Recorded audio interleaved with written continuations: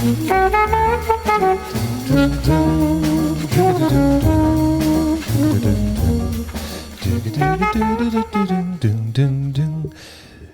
held ég, kæru hlustendur, föstudagurinn 5. apríl. Hann genginn í garð. Já. Og það föstudagskaffið sem heilsar Verið velkomin að vanda þennan föstudagsmorguninn. Já, má ég sjá, býttu nú þarna ég. Júhú. Það var eitthvað skrítið í mér hljóðið hérna, var Kolbarinn í tækjunum eða? Ég búinn að laga þig hérna, alveg. Já. Það ekki, ég heyri allan að vel í þér. Ég var kannski bara búinn með á marga Karlsberg. Já, segðu þau, alltaf tveir.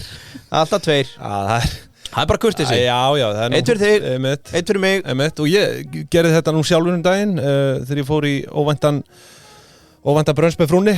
Já. Það var Karlsberg á granna og að sjálfsögðu. Eitt fyrir mig, eitt fyrir frúna. Já, akkurat. Þannig að Karlsbergin, þetta ætti að vera orðið rótgróið í hlustendum. Það er alltaf tveir Karlsberg, aldrei einn. Já, sko, og svo verði að fylgjast með í grúppin okkar, Deep into Pingjan. Já, komin tíma á að sjáta þetta það. Já, en ég er sko í viðræðum við Olla að vinnustæðum mánaðarins. Þá getið ég tilnefnt eitthvað vinnustæð. Já. Einhvern skemmtilega vinnustæð. Já. Og ég ætlaði að segja þetta tilnefna annað vinnustæð. Já. Bara, ætlum að tilnefna Seðlabanka. Já, ég skal ekki segja. Svo mætið þú á þann vinnustæð með Glöðs og Karlsberg. Ég? Já, ég. Já, ég meina, heldur að þau vilja sjá mig, þau vilja celebrity á svæðinu. Þá geta þau kjafta, já, svo var hann í náðan hann að frægurinn í mistu 1 milljón. Þökkum Karlsberg 0,0% kærlega fyrir og hann fæst náttúrulega sjálfsögðu á Jómfrúnni. Já. Miðstöðin sjálf, miðstöð samningagerðar og viðskipta. Já, ég átti að posta mynd þar sem þú og Aron Móla. Já, herru, við skrifum undir samning þannig daginn. Já, skálaði Karlsberg. Já. Og rækjubýrum við þetta. Hann var að smakka rækjurnar í fyrst skipti. Já, einmitt. Einu sinni er allt fyrst, sko. Já. Og ég veit að hann sá ekki eftir því, sko. Nei. Hann mun fara aftur í það. Jómfrúin farið þangað. Svona áfangasigrar. Þeir eiga heima þar. Okay, allir áfangasigrar eiga heima Jómfrúni. Þakku þeim fyrir. Nú dokkubit við skrifum ekki lengur undir nema rafrænt. Þau reynda. Þannig skýtu aðeins á okkur. En það var úti, þetta voru skjöl fyrir skattin. Það sé alltaf að segja. Já. Það var nákvæmlega að sé alltaf að segja. Það var ekkert rafrænt þar til miður. En ef það hefði verið í boði, þá hefði við sjálfsögðu gert það með hjálp dokkubit. Rétt. Farið og kynni ykkur það inn á dokkubit.is. Já, og bara ef einhver ætlar að prenta út eða neyði ykkur til að skrifa undir og segja, ég ger þetta bara rafrænt með dokkubit. Nákvæmlega. Dokkubit, allt rafrænt. Payday, Yngvi. Já. Payday. Sloknaði á tónlistinni hérna. Já, við viljum ekki heyra þetta. Við ættum eiginlega að vera með celebration í gangi núna með Payday. Já, ég skuldar reyndar hérna, það gefum gott sjátt, þetta vera Hildsala, 2 ungi menn að fara að stað. Þeir voru viðskiptavinni númer 5.000. Ég heldur þeim ekki að segja frá því. Jú, þú talaður um það. Já, svo búum við eiginlega hlið við hlið Jóhann sem að... Já, kannski hoppa bara með flöskunni yfir til hans. Já, ég er svona, það eru druknar jafn óðum, sko, þannig að ég segi alltaf við hann hérna, ég var hittast morgun, svo fiffast eitthvað til og hann segja, ég er klár seinnipartinn, þá er ég yfirleitt búinn. Já, þá er ég bara búinn að vera hérna í vellistingum með eina sjampó og dokkubit að senda út og græja reikninga með Payday. Ég vil henda sérstöku sjátátt á reiknivélina. Þau eru með launareiknivél hérna inn á sem er einstaklega þægileg. Reiknar opinber gjöld og stéttafélög og lífeyrissjóðsgreiðslur og ég veit ekki hvað og hvað. Já, býttu nú við. Prófið frítt í 30 daga á Payday. Þið munið ekki sjá eftir því. Það er það eina sem ég get lofað ykkur. Hugsaðir hérna, einhver ungur í business hugsaðir, heyrðu, ætlum að ráða sumarstarfsmann.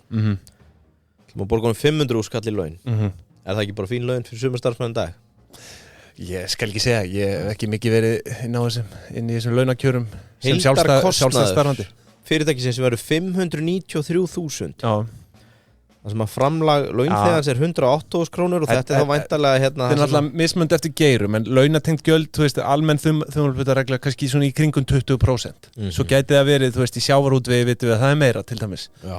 Og það er, hérna, sko, ég held að bankar og, þú veist, fyrirtæki sem velja það að trýta starfsmennina sína vel, skilur við, náttúrulega borga eðlilega, hærri launatengt gjöld. En þetta er mismunandi, sko, en 20% er svona... kannski normið. Já, takk fyrir þetta. En útborgur laun eru þá 300... Myndir að segja að þetta hafi verið hrútskýring. Já, þú hrútskýrir alveg svakalega fyrir mér. Ég þakka fyrir það.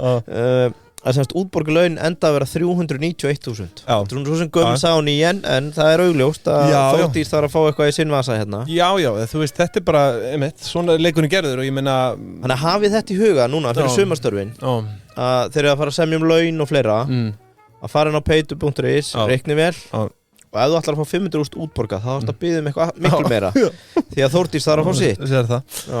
Herði, þakku Peiti fyrir, nú, sko, ég ætla ekki að segja að það hafi verið gúrkutíðingu. Nei, hættu því.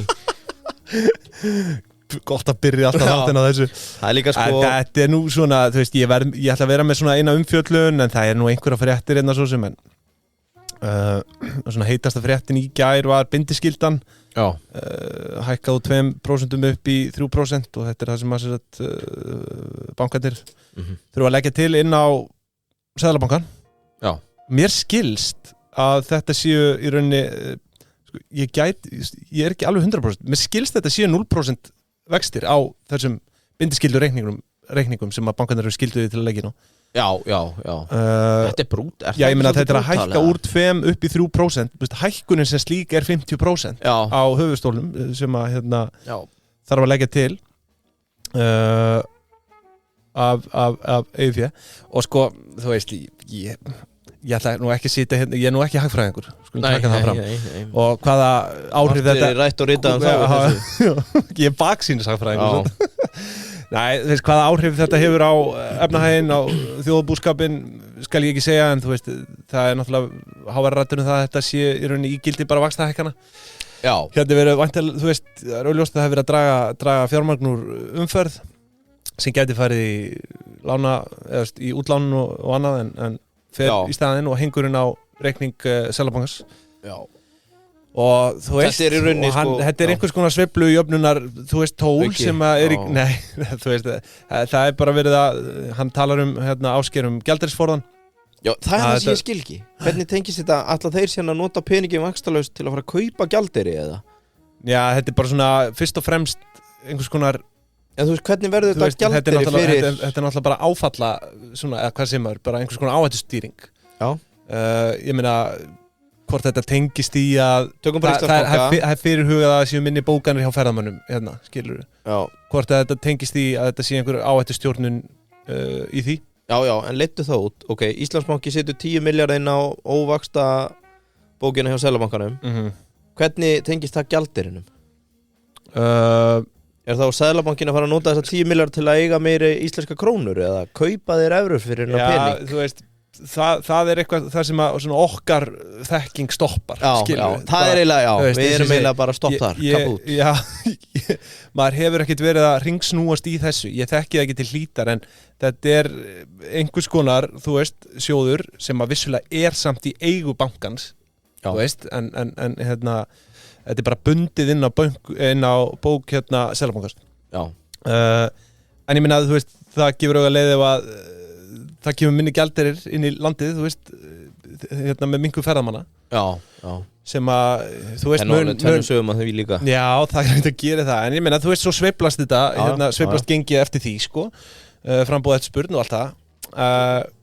Þetta á að styrkja renna einhverju stóðum undir hennan gjaldeyrisforða, sem að, eins og ég segi, þú veist, þessi frétt í rauninni snerti mér rosalega lítið. En nei, ég er sammála, þú veist, ígildi vaxtahækkunar, ég sá það ekki þannig, en það er náttúrulega bara augljóst ef þú tekur, hvað tala var það ekki 10 milljarðar hjá Íslandsbanka? Já, fer upp í 10 milljarðar. Já, þannig að það var eitthvað, það er bara verið að taka fjármagnur umferð sem væri annars verið að greiða í arð, verið að greiða í endurkaup eða verið að koma í lán til fyrirtækja einstaklinga. Þannig að þetta er bara hækkun bindiskyldu getur haft áhrif á aðhaldsstig peningastefnunar en í ljósi rúmrar lausafjárstöðu innlánsstofnana hjá Seðlabankanum ættu skammtíma áhrif breytingarna að vera takmörkuð. Til lengri tíma mun hún hins vegar skjóta traustari fótum undir rekstur peningastefnunar og þannig auka trúverðugleika Seðlabankans og stuðla bættir skilvirkni peningastefnunar. Þú veist, ég meina, bara flott. Þið getið bara sendt mail á einhvern hagfræðing hvað þetta varðar. Já, rétt. Ég veit ekki hvað skal segja þetta. Nei. Er þetta ekki bara svona eins og þegar þú talar einhvern veginn og hættir að nota hvítar nærbuxur? Er þetta ekki bara svipað eða? Hvaða myndlíking er þetta núna? Þú talaðir að vera hætt að nota hvítar nærbuxur því að það kom alltaf för í þær. Gerði ég það? Já. En þótt þú sést á öðrum lit, það kemur samt alltaf bremsufar. Já. Ekki Seðlabanki bara í sama fari? Herru, nú hættum við að nota hvíta nærbuxur. Já, ætlaði ekki. Eða þú veist, skilur þú hvað að fara? Nei, ég skilja ekki. Það eru einhverjum sem skilja þetta. En þú veist, eins og ég segi, þetta styrkir gjaldeyrisforðann. Já. Og bara... Sem annað sem ég skilja. Við erum svo sem búin að vera að ræða þetta. Nei, þú veist, ég minna, þetta bara einhvers konar hedge á móti einhverjum áföllum. Skilur í gjaldeyrismálum. Akkurat. Þannig að ef við kannski fáum bara Tóta Páls til okkar til að útskýra þetta. Já. En allavega það nú fleira skemmtilegri fréttum líka, ég ætla nú ekki alveg að dreipa ykkur. Það kom út Forbes-listi í vikunni. Já. Ættum við kannski að fara yfir, sko, hvað ert þú með í dag? Bara svona áður við byrjum svona.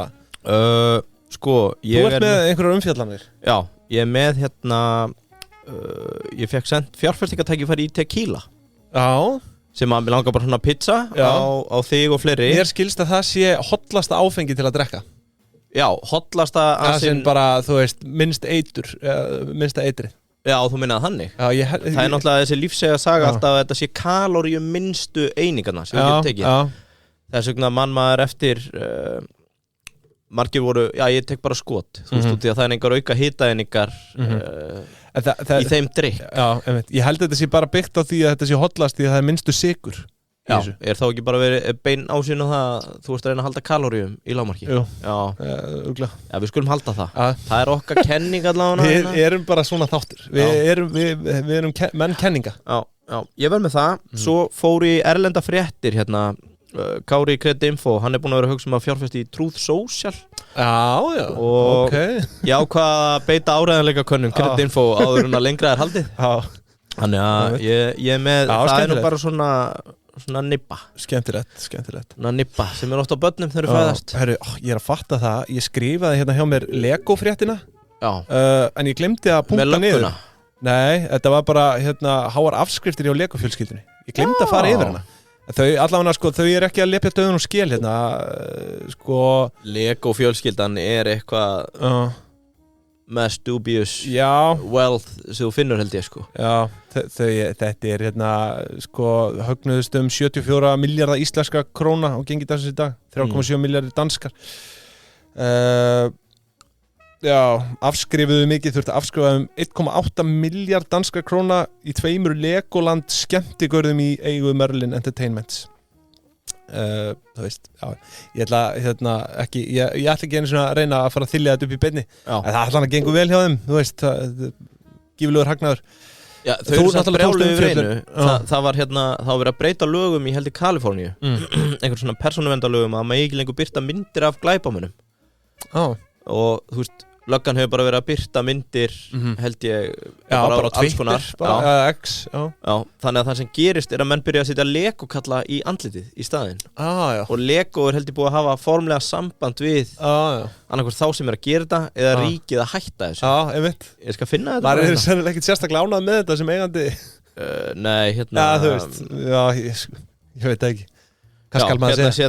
Why the covered faces, þetta er sko og það vantar ekki glæpamenn. Þetta er náttúrulega fyrir eitthvað sérstök lög. Ég meina, þetta má ekki á Íslandi. Já, þetta er sko löggan í Kaliforníu er að posta þessum myndum. Þannig að þetta er pínu spes. Þú veist, maður sér aldrei svona á Íslandi. Maður sér aldrei einhver svona mugshot, sko. Nei. Og hvað þá, bara eitthvað á vettvangi? Já, eða bara eins og hérna er bara mynd af handtöku. Það er ekki tanni hérna. Nei. Mögulega út þegar slepp alltaf eins og í bankaránni í Hafraborg. Vitu eitthvað nánar? Nei! Ertu ekki með þetta? Allir þessi að hlusta? Ég veit ekki. Nei, ég skal ekki segja, en það hefur ekkert frest meira með það. Þetta virðist bara... Ert þú með alibi? Þú varst nú... Já, við vorum að taka upp þetta. Þú ert nú rosalegu Katalínu Kall, veit ég. Já, Kall. Þú varst hann í plokkveisnum. Jú, þetta er góða matur hann. Já. Sjátt á Katalínu, en kannski aðeins að byrja á fréttum. Þetta er svona íslenskt í bland við erlend. Náttúrulega Forbes var að birta mínar er svolítið erlendar í vikunni. Já. Þessi vissulega líka. Forbes birti hérna árlega auðmannalista. Já. Núna eru 2781 einstaklingur sem að á eignir metnar og meira en miljard bandaríkjadala. Já. Sem að er dálítið margir aðilar. Já, bara 1 Genesis Já, það var 1,3 milljarðar En sko alls telja eignir þessa fólks 14,2 billjónir bandaríkjadala og þú veist, billjón er í rauninni trillion Já, alveg rétt 14.2 trillion US dollars Það er meira en landsframleiðsla allra ríkja heims að undanskildum Bandaríkjunum og Kína en það er eitt áhugavert hérna, maður hefur oft spáð þessum 100 miljard dala múr og það hafa aldrei verið fleiri sem eiga eignir metnar á meira en 100 miljardi dala eins og staðan í dag. Viltu giska hversu margir? Eiga yfir 100 miljardi dollara 100 billions Mér langar að segja 220 Nei, róa þig Aha. Ég sé, slakað á maður 220 Nei, ég meina, þú veist hvað Jeff Bezos, Elon Musk, veist, þetta er svona nýbúnur að krossa þetta einhvern veginn, sko. 100? Já. Herði, já, nei, þetta er rétt hjá þér. Hérna, hvað heitir hann, minn maður, hérna? Bernhard? Nei, Facebook. Mark? Zuckerinn?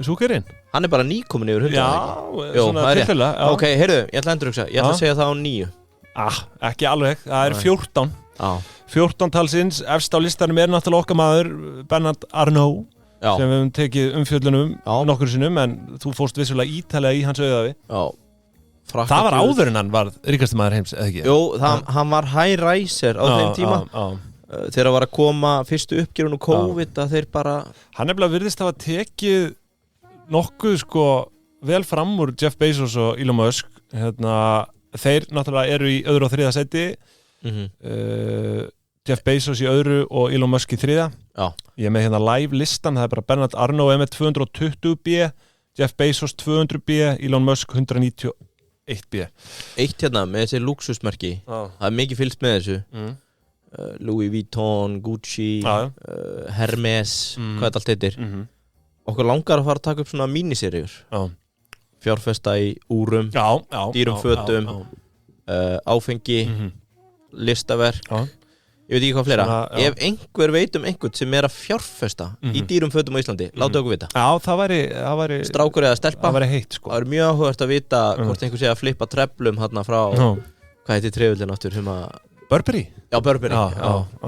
meðal annars en þetta er þessi listi þú veist Mark Zuckerberg er í 4. með 177B svo sko, kemur Warren Buffett í 7.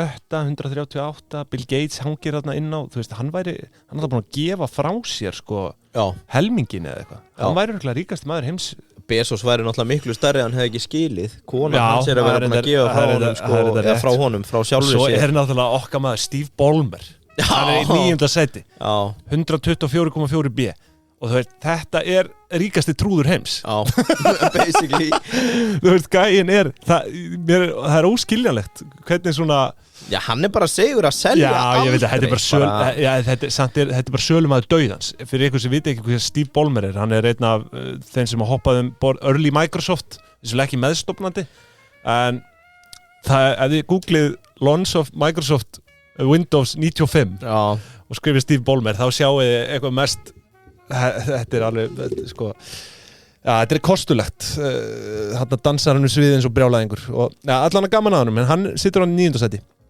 en sko við eigum að sjálfsögðu einn fulltrúa á þessum lista Bjöggi Tór hann er sko hann á eignir metnar á 2,1 miljard dollara 293 miljardar íslenskar króna á gengi dagsins í dag Er eitthvað breyta á þessu?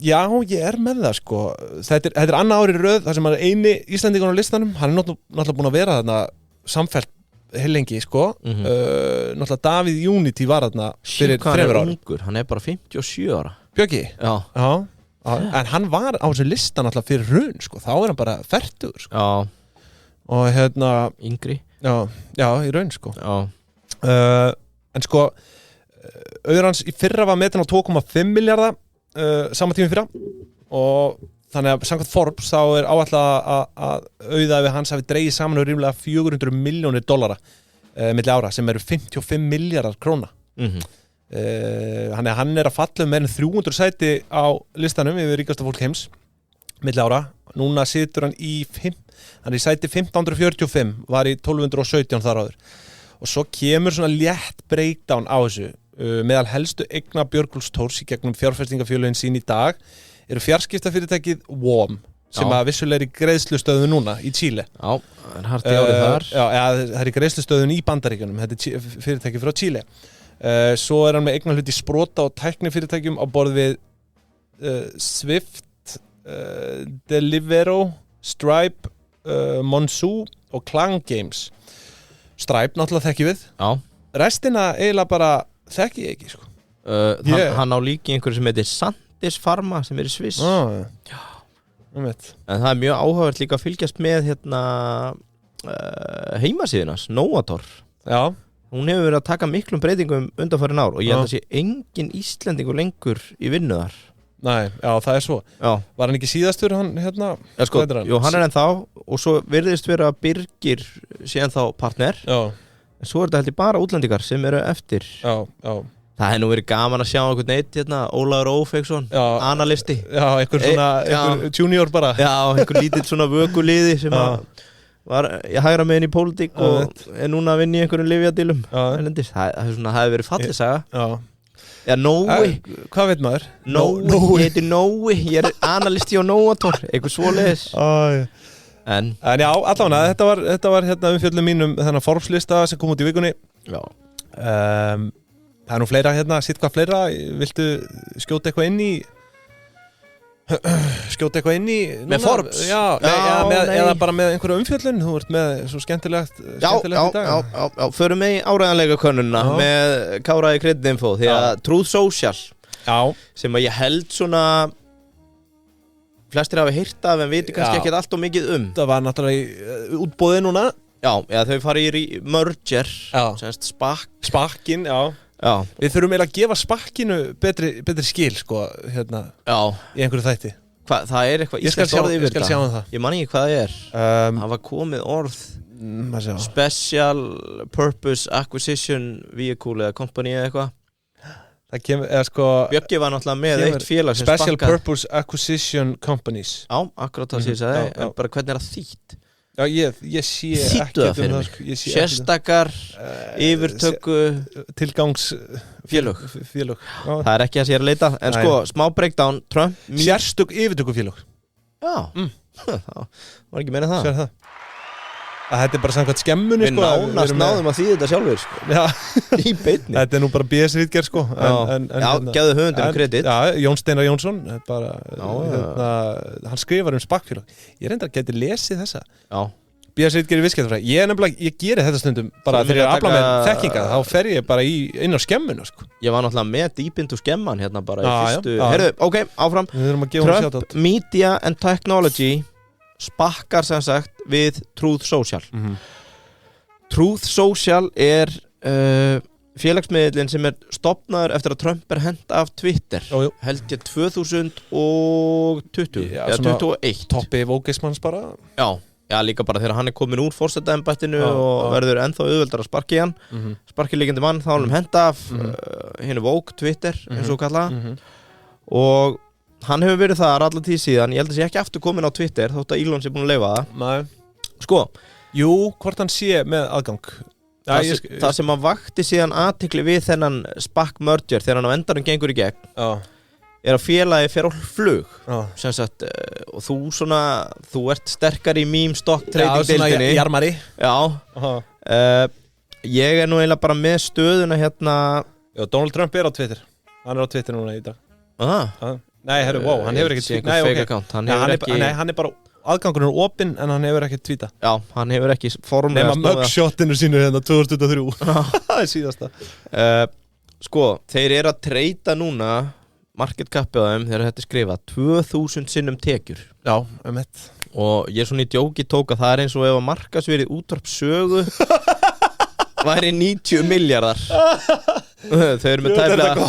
Þú veit gott að þú setja þetta í samhengi. Já, sko, út af því að ég ætlaði að taka síðan fleiri en þetta er algjör skekkja því að það er útvarpsstöð en hitt á að vera social media. Þetta er svona miðill, einhver miðill, ljósvaka miðill. Útvarpssaga með einhverja 44 í tekjur, þannig ég gerði bara sinnum 2000 til að vita hvað þeir var að treyta eða þeir væri hérna á First North. Er ekki með fleiri en þú veist, það er bara svona, það er eiginlega að setja það líka í samhengi hvað þetta er mikið della. þetta segir okkur semst það að heildartekjur allt árið 2023 voru $4,1 milljón. Það ekki mikið. Sko, það minna en löður fyrir fólk sem að reikna í hausnum. Hvað þetta mikill peningur, og ég meina allt lið sem í Volklass Smáralind að hlaupa, það eina sem það sér bílaröðin inn í löður. Hvað, þú veist, og hugsa bara, hvað að fucking græða, sko. Er fjöldi aðganga talin þarna? Já, ég var nú með það einhvers staðar líka, en ég fór eiginlega bara í eina greininga á þessum efnahagsreikning eða rekstrarreikning, þar sem að þau voru semst með 4,1 milljón í tekjur. Þau töpuðu $10,3 milljón, þar að segja operating cost voru $14 milljón, og sko Skyrocketed bara flög til himinkvelvana. Sko samkvæmt júlí 2023 voru 607.000 manns. Já, skráðir. Mánaðarlegir. Já, ég fann líka held ég average. Mars 24, 5 million members. En það líka members, en það active monthly members sem voru 607.000. 607.000. Já, af öllum, og þetta hún tekið saman fyrir Reddit daginn, af öllum svona social media plattformum, þá þessi með langlægst revenue per member. Það væri nú samt gaman, sko, það oft tækifæri í svona að byrja að auðlýsa. Það örugglega hræódýrt núna fyrir okkur að vera að auðlýsa Pinguna og Truth Social. Og Truth Social. Ég held að við getum ekki náðið þetta á Íslandi. Nei, mögulega ekki. Bundið við Bandaríkin. Sko, það að tjekka á því, beint í App Store. Ástæðan fyrir að, sko, Kári vill fara short. Kreditinfo eru búin að gera áreiðanleika könnuna, vilja fara short. Ég get ekki mælt með því. Út af því að þetta jarmstokkur, mýmstokkur, og það ekki hægt að mæla með því út af því að það getur allur anskoti gerst. Og eitt það, af hverju þetta búið að hækka svona mikið? Eitt bara væntingar að hann verði forseti. Þannig að allavega næstu 5-6 mánuði fram að kosningum, þá viðbúið að það verði bara einhverju vitlýsingar að kaupa út af væntingar að hann verði forseti. Og það gerist eitthvað sem enginn veit hvað Ef hann, þú veist, þá spækar þetta ennþá herra. Já, af hverju? Já, bara, þú veist, af hverju myndir þú kaupa hlutabréf í þessu út af því að hann verði forseti? Út af fjármála óvitunum. Já, þú veist, þeir munu, þú veist, já, það alveg rétt. Það hefur ekkert gildið þannig að örugglega bara neikvætt. Má forsetin eiga, þú veist, svona þessi bara lokað og það fyrsta ástæða, ekki sjorta þetta. Bara ekki sjorta þetta. Ekki betta gegn þessu, ekki strax. Númer 2, það var að koma alls konar tenginga með það, sko, að eitt sem að kemur til með að halda verðinu og gæti gert það eru sögur núna að þjóðarsjóðir frá Saudi, Kuwait, Dubai, Rússland, Kína, aðrir sem vilja kaupa sér velvild eða tengsl fyrir kosningar hafi kannski ekki beinan aðganginn í kosningasjóði en geti gerst hluthafar og þar með komi peningurinn inn í gegnum annan vasa og það var svona að það gæti verið að það komi bara mikið fjármagn þarna inn úr ýmis áttum sem enn og aftur segir okkur ekki sjórta þetta, allavega ekki strax, sko. Eitt með Trump hann sjálfan, hann getur held ég ekki með löglegum leiðum losa pening eins og samkvæmt IPO-unu þá hann held ég að vera með 6 mánaða lock-up sem þá basically bara fram að kostningum með tímasetninguna. Svo alls konar hömlur eitthvað, ég held að mig ekki selja meir en 1% sem nemur af outstanding shares per week en það hefur alveg verið nefnt það þú veist. Og þetta samkvæmt bara þetta var nú bara einn af mínum postlistum að fjalla það að hann getur með lagalegum leiðum ekki selt sig út en maður veit aldrei. En það náttúrulega, hann hrundi þessi stokkur, sko. Já, hann verður örugglega mjög volatile. Já, ég held að mig alveg segja það. Nú sé ég ekki einu sinni bara ná Yahoo, sko. En skilaboðin til allra sem að hlusta eru hins vegar skýr. Skottast inn á creditinfo.is í dag. Þið getið náðu ykkur í áreiðanlega kannan frá creditinfo, tengt við forritaran eða bara sett upp sjálf að þeir eru svona nokkuð lungin. Og þetta hinn fullkomna laust fyrir fólk sem komið vekk fyrir peningaþvætti og bara uppfylla alla þær reglur sem eru settar í dag það að við séum að fylgjast með þeim sem eru viðskiptum. Bankar, bílasalar, listverkasalar, ekki fleiri. Grái listinn, hann voru Farandsölumenn. Já, farandsölumenn. Við þökkum Creditinfo fyrir samstarfið og takka þér Yngvi fyrir þessa umfjöllun. Ég vildi koma öskju að í leiðinni. Við höfum verið að predika það að fara í sæng með sigurvegara. Nú það gaman að spyrna við það á rauðu ljósi maður. Hvað segirðu? Það gaman að spyrna við þá. Ég á skótanum. Alltaf þegar Þú munt tapa. Já, ég tapa alltaf. Það nú bara þannig. Það bara fyndið. Hvað hann fljótur upp í 100? Ekki 3,7 sekundur eða eitthvað? 3,4 eða eitthvað. Ég man nú ekki alveg Þú talaði bara að við fengi fyrring í. Já, einmitt. Já. En þið þekkið þetta nú orðið, kæru hlustendur, það eru rafbílarnir, þeir ráða lögum og lofum hérna. Upp í Askju. Og það ætti Askja að vera þinn fyrsti viðkomustæður, kíkja á smartinn, tala við Samma, jável þó hann sé ekki ennþá að selja þá. Já, sendur hann mail. En það þekkir enginn þetta betur en Sami Smart. Nei, hann seldi og seldi. Já, kíkja upp á Krókháls strax í dag. Já. Smartinn, takk fyrir. Herðu, sko, ég er með fleiri fréttir. Ég er með miklu fleiri fréttir. Já. Ég er alveg með baram sam baram sam gúli ram sam. Sem er þá? Bara ég er með svona romsu á eftir. Já, ok. Langaði bara að syngja það. Herru, já, nei, mér langaði, sko, það er ein frétt hérna sem vakti athygli mína. Já. Heimsóknum í ÁTVR fækkar. Já, Sigrún Ósk sem að taka þetta. Já, Sigrún Ósk Sigurðardóttir, aðstoðarforstjóri ÁTVR segir í viðtali að það hafi verið samdráttur upp á 3,5% í lítrunum talið í í páskavikum milli ára. Og 549.800 lítrar seldir í ár, fyrra 569.700, eins og ég segi samdráttur þarna upp á 3,5%. Og ég segja hvað þetta er. Við vitum það. Þetta eru forvarnir og við erum fann að drekka minna á páskunum. Þetta er alltaf virkað. Hér er forvartastarfið farið að skila sínu. Þetta eru forvarnir. Nei, hún segir nú líklegt að sala annara hafi áhrif á sölu vínbúðana. Segist ekki hafa upplýsingar hvaða magn þau sé að selja af vísu. En þá var haft samband bara við hann Arnar Sigurðsson sem er eigandi Sante.is sem er netverslun með vín. Erlend. Já. Því að Íslendingarnir eru nei, ég nenni ekki að velja bara íslenski stjórnmálamenn eru frábærir. Hann segir að verslunin hérna í vikunni fyrir páska hafi verið 10% meiri heldur en fyrir ári. Þannig að það er nokkuð ljóst að hér eru einhverja sjánlega breytingar farnar eiga sér stað og maður velti fyrir sér alltaf verði bara eins og pósturinn að ríki muni bara svoleiðis hanga á þessu þar til að útibúnum fækka bara niður í 0. Já, og bara svo sitja við bara uppi með fasteignar. Ég veit það ekki. Ég veit eiginlega ekki hvað er planið þegar þetta er búið að liggja.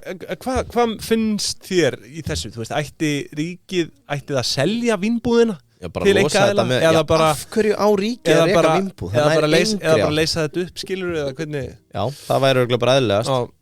Eða, meðan þeir geta fengið einhvern pening fyrir þetta, selja þetta eins og er. Og það er örugglega einhver stór aðili sem myndi vilja fá alla þessa dreifingu og þetta er náttúrulega einhvers virði. Eins og þetta liggur í dag en veltan mun halda áfram að minnka með hverju ári meðan að ég held að það er að spretta upp vinsalar eins og gorkúlur. Já, þetta eru við getum byrjað að selja viski hérna á netinu með afhendingu á innan viku. Þetta er ekkert mál. Og stærsta vandamál er að þú bara erlendis frá eða hvað? Stærsta vandamál er að þú þarft að finna einhvern spiltan lögfræðingi að rigga upp hérna EHF erlendis sem er orðið Danmörk, London, Holland, Frakkland, skiptir í lengu máli. Þessi aðilar eru með veltu á Íslandi, eða ekki það?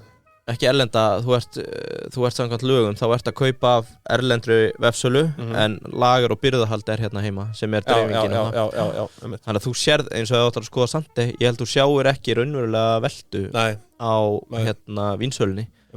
Heldur sérðu hvað hérna EHF-ans hérna heima er að þjónusta mikið. Ég held það. Þetta er áhugavert, en þú veist eins og staðan er í dag og náttúrulega getur bara að versla með þetta á netinu nema í vínbúðinni. Já, þannig að hérna, það er spurning hvernig sko áfram einokun. Bara forvarnirnar er að skila sér. Við erum byrjað að drekka minna á páskonum. Þú veist að þetta lítur að vera til þess að þið fari bara svona að láta undan þrýsting. Ég trú ekki öru. Það er ekki þrýstingur á þessu. Þetta er bara mallar. Ég meina þrýstingurinn er væntanlega sá að þau eru að selja minna. Já, búðnar. Já, bara þú veist og einhvers staðar ég nú kastaði þessu fram, talaði að það er engin arsimi af vinsölunni sem slíkri heldur bara tóbakinu. Já. Þannig að, já. En herru, ég vildi nú einhvern tímann krönsa á TFR með að við vorum að gera ásendingar þannig að þú vildi það ekki. Var ég á móti því? Við tókum náttúrulega byltingakennda ríkiserju hérna fyrir árið. Hvað er EHF? Er það ekki á TFR eða? Já, ég held að sé, já, þú veist, áfengisverslun ríkisins. Ég finn þetta hérna. Já, bara að vera gaman, ég hef ekkert spáði hvað eiga fasteignum, mögulega það bara upplausna verið þeirra, það bara eigni mínu skuldir og einhver kom með real estate play. En hérna, svo nú annað sem ætti athygli mína, Michelle Ballerín, manstu eftir henni? Ballerín. Það var bara einhver fremsta flugdrottning Íslands sögunar.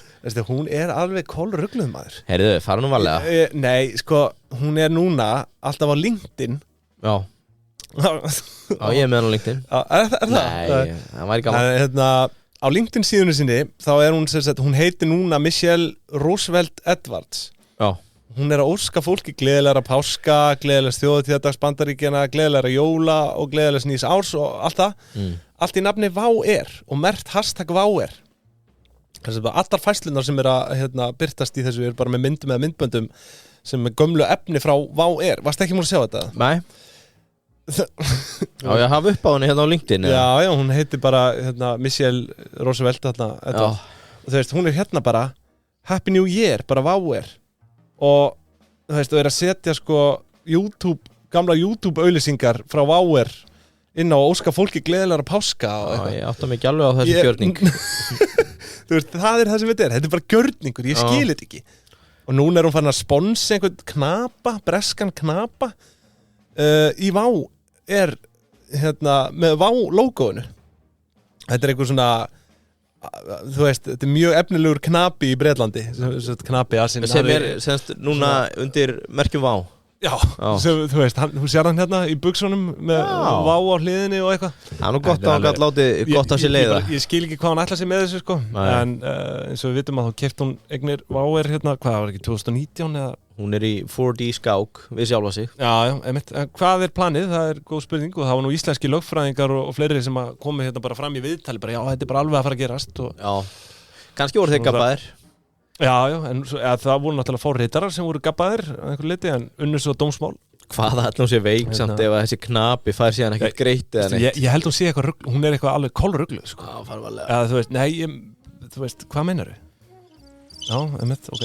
En þetta bara eitthvað skrítið, þú veist, hún Herru, gerðu könnun, ég vil ekki fullir að neitt svona nema hlustendur séu sammála. Nei, þú veist, þetta bara svo skrítið, hún náttúrulega neitar að borga einhverjum forritur, þú veist, þetta bara, mér líkar ekki svona viðskiptæðir. Nei, það ég alveg saman. Svo hún vist eitthvað stór í Sómalíu og í einhverju vopna business og eitthvað, þú veist. Ef einhver kynni sig þessi stór í Sómalíu, skrautlegu karakter. Á tvent, þú getur fengið góða sögur og svo labbar í burtu. Þú fer ekki frekar viðskipti við slíkt. Nei, ég verði eiginlega Ballerín Sómalía. Já, ég finn ekki þessa frétt sko. En hún allavega Michelle Ballerín claims to be key to Somalia's prosperity. Og eitthvað, hún hefur eitthvað verið linkuð við einhvers konar vopnaframleiðslu eða annað. Hún seg, þetta LinkedIn lengurinn, hann kemur langt. Já, hún það einhverju prinsar frá Somalíu sem hafa upp á hann. 600 fylgjendur eða eitthvað. En þú veist, það verður áhugavert, ég meina, ef hún að endurreisa WOW upp úr öskunni, það verður áhugavert að fylgjast með því. Já. En sko, svona fleiri fréttir, jákvæðar fréttir fyrir námsmennina, Áslaug, hún að taka til hendinni, frítekjumark námsmanna hækkar í 2,2 milljónir. Það hefur verið 600.000 rúmlega, þetta frítekjumark. Þetta þýðir þess að námsmenn geta verið núna með 2,2 milljónir árstekjur án skerðingar á, þú veist, námslánunum. Skerðingi virka þannig að námslánin eru skert sem nemur 45% af umfram fjárhæð þessara tekna, þú veist, 1,6 milljóna sem var áður. Já. Nú þetta komið í 2,2 milljónir. Og já, ég held að þetta séu bara gríðarlega góða fréttir fyrir námsmenn. Slaugan alltaf flott. Og Áslaug einmitt bara, þú veist, hún virk. Það alltaf eitthvað nýtt á könnunni hjá henni sem vel. Eitthvað sem fleiri mættu taka sér til fyrirmyndar þarna inn á þingi eða í ríkisstjórn. Nú, já, svo nú fleira hérna. Ég líka með smá umfjöllun. Það fleiri breytingar á lögum hérna, eða breytingar, svona... Ertu að fara í drullhúðun? Já, drullhúðunin, gullhúðunin. Sko, heyrðu, það eitthvað vissulega bara frumvarp, sko, frá henni Diljá Mist. Já. Að örffélög, sem sagt, geti haft heildareignir upp á 55 milljónir í stað 20 milljóna, velt upp á 110 milljónir í stað 40 milljóna og alltaf 10 stöðugildi í stað 3. Ég sko velti því bara fyrst og fremst fyrir mér, af hverju þetta aldrei tengt bara við vísitölu? Þú veist, þessar fjárhæðir. Þetta oft látið bara kjört liggja, þú veist, eins og núna þessar hámars orlofsbætur. Já. Eða þú veist, í 600.000, það búið að vera í 600.000 í 15 ára eða eitthvað. Já, það væri mjög þægilegt ef þetta væri... Já, þetta færi bara eftir einhverju svolítið vísitölu, sko. Já, fáið gútsitt verðbólguskot og... Þú veist, ég meina... Það er alveg rétt. Það er eina sem meika sens fyrir mér að þú veist, að hafa þetta í einhverjum hlutföllum, sko. Já, frekar en þetta sé bara nafnverð og svo verða alltaf allir brjálaðir þegar þetta vera að hækka þetta afturvirkt og... Já, einmitt. Samanber listamannalaunin núna. Já, það er nú annað. Fóru við yfir það? Nei, ég nenni, þú veist, allt sem kemur frá Lilju Alfreðs í dag, það er bara... Sendu það bara til Norður-Kóru, lefum kommunistunum að melta það. Já, ég hef nú ekkert sérstaklega á móti listamannalaunum. Mér finnst bara svona, það má forgangsraða kannski hvað er hækkað og hvað er ekki, sko. Það mætti á tímum sem þessum. Það mætti forgangsraða í þágu ungsfólks sem að koma sér á framfæri. Já, þú náttúrulega komst með áhugaverða pælingu með þetta. Þú fengir að velja listamannin sem að fengi framlagið. Til dæmis. Og það mætti kannski sama segja með fjölmiðla að það væri eitthvað sem að væri... Bara gefið okkur var. Annað með listamenn að það sem ég skil ekki það mjög stranga kröfur eins og þú ert að sækja styrki á Rannís eða annað opinbert að það séu framvinduskýrslur og bara ef þú tekur peninginn og gerir ekki það sem þú ætlar að gera þá ertu látin skilunum eða það hefur áhrif til framtíðar. Við ræddum þetta einmitt og það áheld ég ekki við sko listamannalaun. Nei, það er einhvern veginn bara sko, að þú getur verið á listamannalaunum sagst ætlar að gera eitthvað en gerir það ekki eða nær ekki að koma í verk og þá farið samt bara aftur laun. Mér finnst það pínu skrítið. Það er bara eins og að vera með starfsmann sem gerir aldrei það sem hann á að gera. Endanum er hann rekinn. Já, algjörlega. Það er mjög góð punktur. En ég held hún hafi sagt að 1 króna verða 7, þannig að ég vil fá svona 10-15 milljarða í listamannalaun til þess að búa til alveg peningur. Það er ekki, ég meina, það eru engin takmark fyrir því. Ef að 1 króna verður á 7, þannig að setjum bara meira í þetta. Það er bara frábær rök. En sko, já, skatturinn að leggjast eitthvað á móti þessu frumvarpi. Já, nú ertu farin að tala um Já, eða þú veist, ég var að tala um það Já, sorry, listamanna útúrdúrin Já, en já, þú varst með eitthvað svona meiri pælingar með það Já, ég er ekki með aðgang að innherja til mér Ekki meiri pælingar, ég er bara með aðgang að innherja greinni sem þú vilt ekki borga fyrir Frjálsfjölmiðlun, nei takk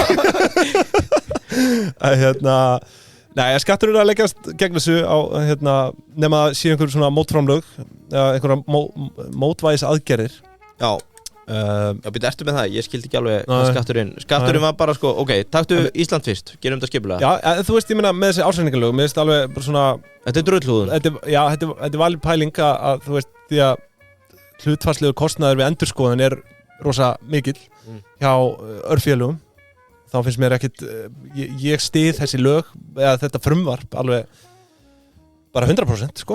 Já, en hvað er aftur verið að breyta? Það er verið að lækka veltuna niður í hvað? Það er verið að hækka veltu upp eða þetta viðmið úr 20 milljónum og úr 40 milljónum upp í 110 Já. Og heildar eignir úr 20 upp í 55 upp í 55 og stöðugildi þú þarft, lögin eru þannig að þú þarft að uppfylla 20 af þessu þrennu og ef þú gerir það þá sleppur basic, ef þú ert undir 20 af þessu þrennu þá sleppur við að láta endurskoða ársreikning og annað og þú veist, ég fagna þessum breytingum því að maður er sjálfur sjálfstæðan rekstri og þetta er bara eitthvað sem að líka, við erum búin að vera sjálfstæðan rekstri núna bara 6 ár, 7 ár Ég hef ekkert fundið, þú veist, maður hefur verið 8 ár þar sem maður er undir þessu viðmið og yfir og ég er enda með endurskoðanda þannig að það kannski tikkar í boxin en mér finnst einhvern veginn upplefa öðrum í kringum mig eins og þetta hafi ekki verið einhver kvöð sko. Nei, þannig að ég er ekki alveg að tengja við Nei, ég held að svona og flesti skila bara hnappsreikningum kannski fæstir einyrkjar ná yfir þessi viðmið sko. Já En þegar þú veist bara eins og ég hef ekki fyrirtæki sem að var yfir stöðugildum og veltu og þá þú veist þurftu við að vísu að fá endurskoðun og svona endurskoðun er ekki ódýr Nei, það er náttúrulega einn hluti af hérna gagnrýni Þetta er dýrt, fáir endurskoðundur, lítil endurnýjun En þú veist að vísu þá eins og við ræddum hérna þá mætti alveg þú veist þessi jafnlaunavottun og annað væri eitthvað sem að væri kannski betra að skoða áður en þú gerir þetta sko. Það einmitt með þetta, kannski hún bara svona dropin hóla stein, byrjum þarna hún búin að tala að jafnlaunavottun sko einhverju milljarðar ári sem það kostar það er bara business. Ég velti fyrir mér hversu raunverulega stór fjárhæð þetta mögulega þetta bara, hendum þessu bara í gegn og það skiptir engum máli byrjum þarna, svo fyrir við jafnlaunavottunina og svo þetta ESG dæmi en sko, ef við tökum Danmörku þar veltan 160 milljónir og eignir yfir 80 merkilegt með Noreg þá það eignir yfir 375 en velta yfir 95 þannig að veltu viðmið lægra en eigna viðmið hvað 4,5 sinni meira eða eitthvað. Það aldrei grilla hlutfall þarna á milli. Svo sama Finnland þeir virðast vera mjög íhaldsamir eða kröfuharðir í þessu þar veltan 30 og eignir yfir 15 miljónum þannig að þeir þá það bara endur skoða allt basically ganga lengra heldur en Íslendingar nei, við erum velta 20 og eignir 50 nei, við erum eignir 20 veltu 40 já, ok við erum í rauninni með sko, þannig að Finnland eiginlega gengur lengst sko, í þessu annað sem var sko með skattin rökin hjá þeim, þeir vitni einhverja rannsók frá 2017 til 2018 ótvíræða fylgni á milli gæða upplýsinga hvort þeir séu endurskoðaðir eða ekki og ég svona velti fyrir mér og hvað væri ekki hægt að auka gæði á öllum skattframtölum á landinu ef þau væru endurskoðuð jú, það bara ef að fyrirtæki eru bara að uppfylla þær kröfur sem eru setta fram með skattframtal eða bara þegar þú fyllir inn til skattsins á ársreikningunum sem endurskoðaður í rauninni ekki bara vera svona ítarefni eða aukaefni þú veist, í raun þannig að mér finnst þetta einhvern veginn svo veik rök hjá þeim já, það er betri gæði auðvitað eru betri gæði en hvað máli skiptir það upp að gagnaöflunin ykkar eða því sem er verið að skila inn eða hvernig kerfin ykkar eiga að finna skattsvikarana þá sem eru að svíkja undan eða hvað það sko.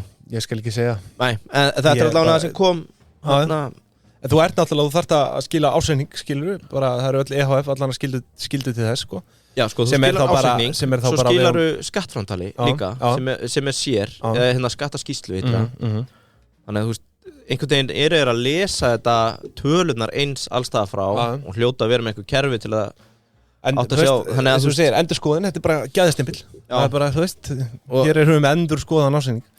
Þú veist, rökin sem slík er alveg samlega auðvitað eiga að vera góð gæði og öllu sem kemur inn en fyrir því að við megum ekki hækka veltu viðmiðin þarna þá svona eiginlega er maður bara eitthvað weak þetta er weak þetta er weak það er bara þannig, þetta er weak en ég fagna þessu, ég stiði þetta ekki taka víti með vinstri þá ertu réttfættur nei, það er eins og frábær myndlíking er það ekki? Þú veist, þau svolítið stiltu þessi þannig upp sko þau ætlaði að vera smart en þau skutu framhjá og þau skutu með vinstri já, sjálfsögðu vill maður ekkert vera að skjóta með vinstri í vítum þú ert náttúrulega markmaður hvernig lestu vinstri fótamann? að þú veist það er hægri fótamaður er eiginlega erfiðara held ég ég veit ekki, vondi fer það bara í gegn já herru, allavega úr einu í annað, þú ert með tequila já, fara beint í það er romsa tölum aðeins um tequila sko, tequila Teia eru fjárfestar og þeir elska held ég tequila það er drukkið þarna því ég sullaði upp á þessa grænu veggi yfir hverjum nýjum viðskiptavinn þeir eru alveg vel grænir þarna á Teia Kári og Arnar, lókvíku það er tekið eitt skot að tequila fyrir hvernig ég viðskiptavinn ég er gett að gera það einhverju reglu allir sem skrá sig og segir að það skrá sig í gegnum pinguna þú meinar að þú átti Arnar sagði ekki Arnarsveit? þú sagði Kári já, Kári og Arnarsveit Kári er hérna support sem að ringir í þig og þarf að vera með eitthvað vesen hann hjartengi á einni sko. hérna, Þóraldur Kári Þóraldur Kári höfum við það þannig allir sem skrá sig í Teia sendið að segja að þið hafi skráð ykkur út á pingjunni og Arnarsveit og Þóraldur Kári taka tequila skot fyrir hvernig hann koma í næstu viku við viljum láta þetta gerast já, sett á tequila lagið það verður að vera stemming í þessu þið farið inn á teia.is ég var nefnilega að fá post við erum að fara að fjárfesta í tequila færsluhyrðing fyrir fáfróða með Teia og tequila maður sjá, hérna er þetta allir sem skrá sig í þessari viku Já, í guðana bænum. Þegar farið inn á teia.is, farið í komdu viðskipti, munið að skrá það með, þetta fór í gegnum pingjuna. Já, það var skemmtilegt. Það var komið skota á Arnar Sveinn og Þórhall Kára. Þeir posta myndbandi inn í Dýbit og Pingjan í næstu viku. Ekki að redda þessu. Þið sjáu það. Tölum aðeins tequila. Ég fekk post. Tequila. Búið að fjárfesta. Já. Og ég tek þið með og fleiri sem vilja vera með. Já. Markaðurinn ágætlega stór. Hann 10 B USD á ári. Worldwide. 10 miljardar bandaríkjadollara. Já. Og ég veit að þér finnst oft gott að leika við orminn. Er það ekki? Ói, bara stamma. Orminn í flöskunni. Og ég ekki að segja söguna á orminnum í. Hvað fórst þú að hugsa? Mér finnst ormar ógíslir. Jæja. Ertu ekki að leika við orminn? Jæja. Mér finnst ormar ógíslir. Árið 1950 þá var vörumerki Gusano Rojo sem þýðir rauði ormurinn. Hvernig ormar er þetta bara ánamaðkar? Ég að koma inn á eftir, ekki googla þetta, ég segi frá því. Þetta átti að vera marketingstönd. Þeir ákveða að setja orm í mezcalflösku. Ég vonum að vekja athygli.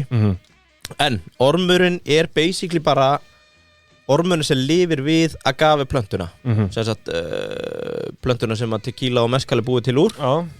Og ormurinn er svolítið eins og allir sem að veðja á teia, skilur þú veist, það er viðskiptavinurinn í tequila flöskunni með teia.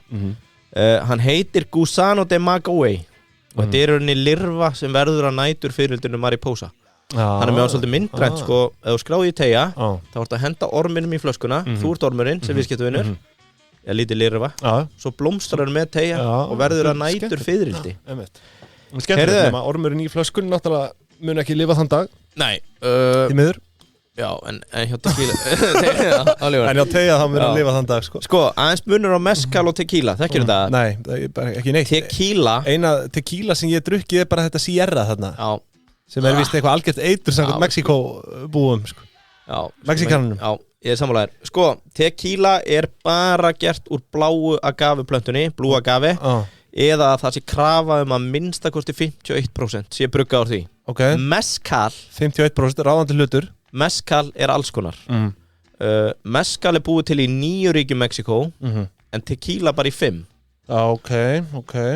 Agave sem fyrir tequila yfirleitt ræktað bara eins og bara eldisfiskur, lax, bara ræktað, sjálfbær ræktun, eða í gróðhúsum, það örugglega betra dæmi heldur en að líka plöntunum við eldislaxinn, en mezcal vex að mestu frjáls, hráefni, þetta eru bara alls konar einhverjir kaktusar sem er búið til úr.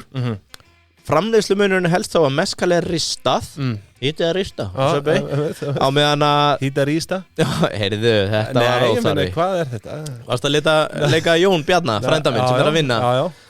Ég var að herma eftir honum, eftir. Já, hann frá Blöndósi og ekki bögan. En sko, tequila yfirleitt soðið eða eldað, steamed or cooked. Ok, aftur að markanum. Nú ertu með grunnskilning á tequila og mezcal. Já, algjörlega, ég veit hvernig það virkar. Áhugaverðir að markanum fyrir tequila, þessi 10 B, talið munu vaksa 5,89% á ári til 2029. Stöðugu vöxtur fyrir upp í 15 miljardar. Mezcal að eiga endurnýjun lífdaga því að það að fara úr ekki nema $340 million veltu. Síldavinnslan stærri heldur en öll mezcaldrykkja í heiminum. Upp í 2 B á saman tíma, en það 22% árlegu vöxtur. Þannig að mezcal það sem þú vilt staðsetja þig eða langar í mikið vöxt. Mezcal, tequila. Já, mezcal betra, það reykt. Ég mezcalkall. Sko, tölum aðeins private label og hennan tequila bransa. Og eitt það vantar ennþá fyrsta íslenska celebrity til að gera eigið tequila. Já, við erum nú verið að sjá þetta í gininu, vodkanu. Erlendis í tequilanu George Clooney fyrstur. Hann offaði hann bara seldi með meðtaknaði. Hann offloadaði. Já, hvað heitir hann? Rock held ég með tequila. Og hvað heit Kevin Hart var held ég líka komið með tequila. Ég held að Kendall Jenner með fleiri. Að Íslendingu voru bestil Bjöggi á að gera fyrsta íslenska tequila. Bjöggi Tórs. Já, Robert Westman með kampáin. Bjöggi væri fucking góður með tequila. En hvern myndið þú vilja sjá? Er hans áfengistagar ekki liðnir eftir Bravo? Eftir Bravo? Já, það bara heldur að nenni eitthvað kannski á 30 ára afmælinu, kemur hann aftur. Hver veit. En hvern myndir þú vilja sjá gera íslensk tequila? Tequila? Pretty Boy? Pretty Boy Tequila, ekki Choco. Já, hann er vist edrú, sko. Já, það er enda rétt. Það kannski er ekki besta andlitið, eða hvað er rock, hann og enginn að segja mér að hann sé einhver fyllibitta, sko. Nei, ég menna þetta er hotlasti drykkurinn. Já, ég skal ekki segja. Birgitta Haugdal. Já. Keresis bræður. Svona hún er að fylgjast með börnunum vaksa með Láru. Þá til að höfðu komin á menntaskólaaldurinn, þá komið Láru Tequila. Já, ég veit bara ekki, sko, ég skal ekki segja. Jón Ásgeir, fá hann í Tequila leggina. Skel. Já, það var gaman. Skulum sjá til. Heyrðu, staðan er þessi. Og það eru fæstir sem vita þetta. Það eru yfir 3000 vörumerki á Tequila í heiminum. En bara 150 brugghús í Mexíkó. Já, ok. Sem segir okkur það. Þannig að þau eru væntanlega, þetta eru keðjur þarna. Private label. Þetta segir okkur það að premium brandi sem þú drekkur frá George Clooney er að öllu líkindum brugga við hliðina á, ég ætla ekki að segja Sierra sullinu. Nei, þú veist, þetta eru auðvitað mismunandi uppskriftir. Já. Þú veist, það er ekki endilega þar með sagt að þetta sé sama tequila. Nei, þú veist, í einhvern tilvikum þá ertu bara, heyrðu, þetta er góðu vöggvi sem er hérna seldur einhvers staðar í Mexíkó. Hendum Clooney á hann og komum með til LA. Power of branding, maður. Heyrðu, þessi lauslega skipti 4 flokka og nú förum við að koma á fjárfestingunni. Blanco, eða silfrið, eða plata tequila. Plata. Það er látið liggja í alltaf 2 mánuði á tunnu eða í eik. Þetta er hreinasta form neyslu agave. Þetta er bara 2 mánuður í tunnu. Já, og bara komið út í vökva. Bara, þetta er ódýrasta. Eru árgangar í tequila? Já, ég er að koma inn á það. Það er fjárfestingi snýrst á það. Númer 2, flokkur 2, Reposado. Hér eru að tala um vökva sem er látið liggja lágmark 2 mánuðir, hámark 12. Okay. Þetta er pínu gulleitu vökvi og mjúkt bragð með eikabræði. Mjúkt bragð með eikabræði, svona eikabróttur. En þú veist þessu Sierra, tölum við Sierra þess, örstutt. Er það með árganga? Já, ef þú skrifar Sierra, það er alveg tærvökvi. Ég myndi giska og það væri þá Blanco, sem er ódýrasta, en þeir eiga örugglega allan skalan. Þriði flokkur er Anejo. Ég kannti eitthvað í spænskri. Anejo. Það er 1-3 ára á eikatunnu. Þetta er að mixta sig og færða á tunguna og líka að bræðríkasta. Komplex og gúduri. Þetta verður dekkra á litið með tímanum. Og ég segir eitt leyndamál. Ég æli ef ég drekk tequila. Já, bítu. Ef þú kemst í extra Anejo tequila, það er 4. og dýrasti flokkurinn. Það er 3 ár á tunnu. Það er ekkert allir sem vita þetta. Þú getur keypt tequila eða mezcal sem búið verið 3 ár í tunnu, alveg upp í 15 ára. Gamlan tequila. 15 ára? Já. Ok. Og hér segir sko að 15 ára Anejo tequila sé ígildi 40 ára gamals whisky. Þannig að þú ert að fá sama þú veist, komplex. Þú ert að fá sömu svona breytina í bragði og öllu þessu. Sko, tökum aðeins verðin. Þeir eru allar fjárfest í tequila, þá var það aldurinn sem skiptir mestu máli. Það er svo makaval í lífinu nánast. Já. Það ekki? Jú. Þú veist ekki að ringa upp eitthvað, þú veist, þú bara reynir að fara í rétt verð og réttan aldur. Ég vissulega ringdu upp, ekki fyrir svo lengu. Já, það er þetta rétt. Já. 3 árum yngri. Já. Hvernig ætli maður geti, ætli það sé þó ekki góð kaup með tímanum með það? Ég veit ekki.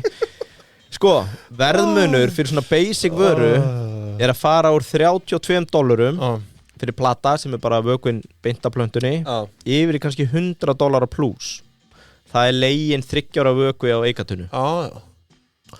Og nú ætla ég að fara að skipta okkur yfir í The Proposal, en þetta er 63% munur sem að getur munað á vökvanum 1 árs og svo bara svona basic 3 ára vökva.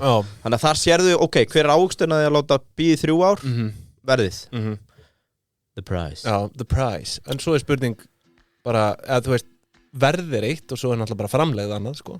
Já, akkurat, geymslukostnaður og allt það. En sko, það var hérna, ég er með sko töflu sem ég þurft til að bara sína þér, tequila barrel valuation, að þá eru komnir yfir tunnurnar, að það er verið að tala um sko að 1 tunna er að fara úr $5,000 upp í $23,000 á 5 árum. Það er bara svona basic hækkunin og svo, þú veist, vörumerkið gerður eitthvað ekstra sem verður aukalega.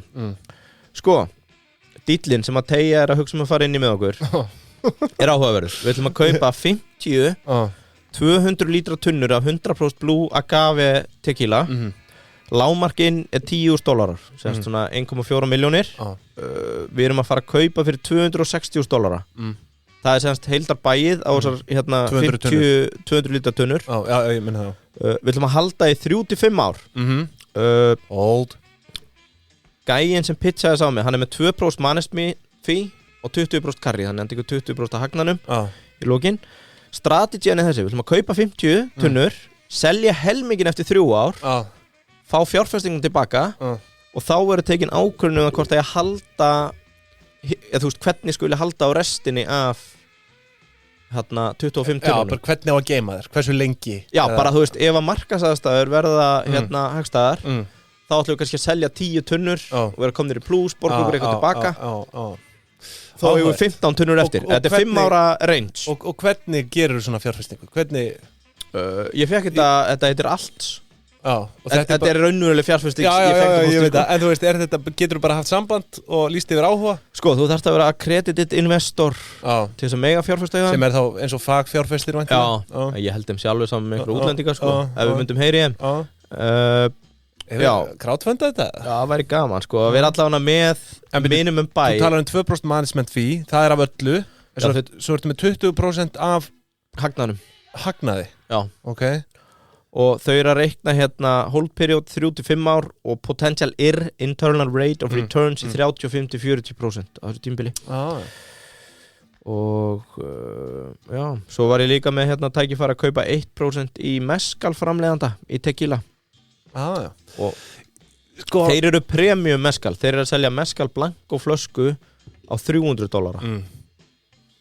Reposado á 400 og Aneo á $500. Aneo, manstu, það er hæsti verðflokkurinn. Emmett, númer 4. Já. Emmett. Já, þetta er áhugavert. Ég vissi bara ekki að tilvist þessa. Já, var þetta fjárfest í tequila? Já, þú veist, þetta er bara svona. Já, sko, þetta er líka ástæðan. Þetta kveikti áhuga minn á því að við færum að fá eins og míniseríu með vín. Það er sama núna, það er til alls konar vísitölu fyrir burgundi vín, fyrir hérna Já, það er vel þekkt, sko. Allt í einu öll vínhjöru í heiminum stólin úr mér þegar ég þarf að tala um það, sko. En hérna, það er líka að þú getur verið að kaupa Barolo flöskur frá Ítalíu, festa árganga, það fer bara í geymslu einhvers staðar í London. Ok, rauðvínsmarkaður, hann er svona mest mainstream í þessu, sko, viski þar á eftir. 2023, 135 miljardar. Já, rauðvín, já. En þá er það ekki að tala um fjárfestingum. 10 miljardar. Já. Nei, bara markaðin í heild, sko. Því að 10 miljardar er, veist, ég veit það ekki, hvort að ég hefði skotið á eitthvað herra. Fyrir tequila? Já, ég veit ekki. Kannski er þetta bara Bandaríkin, ég veit ekki. Do your own deal, peeps. Do your own deal, maður. En þú veist, það er allavega heimsmarkað rauðvinni, 135 miljardar, samkvæmt. Einhverjum gögnum sem ég er með hérna, aflöst frá einhverju velvirtu gagnahúsi. Já, ég þakka fyrir mig. Já, takk fyrir þetta. Ég vona að Þórhallur Kári og Arnar Sveinn látu verða að þig að fá sér 1 kíló skott fyrir hvernig hann viðskiptaðinn. Já, beinlýnis hvetjum hlustendur til að senda á það. Skrá síðu tegja. En heyrðu, ég held að við séum þá bara góðir í dag. Má ég kom inn einu með hafið? Já. Saltfiskrókunnar eru bara komna til að vera. Geðveikar. Endilega smakkið í skarkólaflökin. Kólinn er á fínu verði í dag. Og það sé ekki aðalega veiðisísoni að dettin, hann fer að dettin, vondi verið góð vorviðinn, en hérna að lokum, og við vorum að loka páskunum, við ræddum þetta síðast, endilega að fá ykkur saltfisk, prófið þungsalta, hann er á premium verðin á Portugal núna, og ég hringdi nú nokkuð símtöl fyrir þátt, og staðan er einfallega svo, línu og trollfiskurinn sem er að fara á Ítalíu og Spán, hann er smærri, á meðan 8 kílóa plus netaþorsku núna, er að fara inn á Portugal, gamla þungsalta sem við viljum sjá, 8 kíló plus. Þetta er á premiumverði. Þetta er á premiumverði. Sko, þetta er bara eins og að detti í Dom Perignon kampæin að vera í þungsöltum. Saltfiskur er góð, þungsaltaður. Ég reyndar verða að viðurkenna vannmátt minn þar, sko. Já, þú veist, þið þarna út á nesinu getur fengið léttsalta hjá Bjössa og Kó, hvenær sem er, sko. En að komast í þungasaltið, spurjiði líka í hafinu ráð. Ég spyr eiginlega alltaf, sko, bara hvernig mælur með, er þetta á pönnu? Þau eru öll að vilja gera að hjálpaði með það. Ég vil líka sjáta á þetta, sko, að þau eru með bara svona eldunaraðferðir hérna, alveg þvílíkan banka inn á síðunni, sko. Já, þetta er náttúrulega bara geggjuð þjónusta. Kíkja á það.